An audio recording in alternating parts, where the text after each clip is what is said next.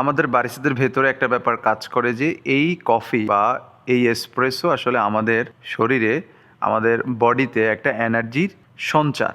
তো আমি যদি বলি যে আসলে এই এসপ্রেসো বা ব্ল্যাক কফি আমাদের শরীরে কোনো শক্তি দিতে পারে না, আপনি হয়তো শুনে অবাক হচ্ছেন। আমি যদি এখন আপনাকে জিজ্ঞেস করি যে আসলে সাধারণত আমাদের শরীরে আমরা এনার্জি বা শক্তি পাই কিভাবে, ধরেন ক্যালোরিস জাতীয় খাবার, শর্করা জাতীয় খাবার, কার্বোহাইড্রেট, ভাত, মাছ, রুটি, এই যখন খাবারগুলো আমরা খাই এগুলো তো হাই ক্যালোরি, তাই না?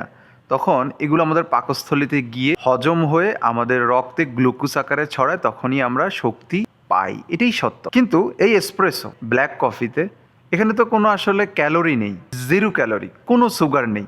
যেই কফিতে বা যেই এসপ্রেসোতে কোনো ক্যালোরি নেই, কোনো সুগার নেই, সেটা কিভাবে আসলে আমাদের শরীরে শক্তির সঞ্চার করে, কিভাবে আমাদেরকে শক্তি দেয়?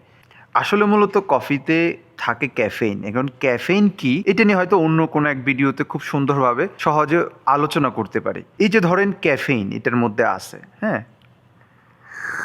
এই ক্যাফেইনই কিন্তু আমাদের শরীরে শক্তির সঞ্চার করে, শক্তির যোগানদাতা।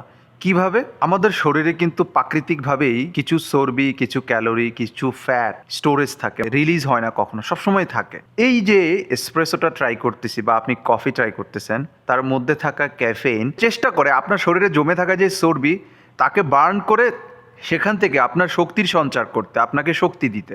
তার মানে সে আসলে কৌশলী, মিডিয়েটর।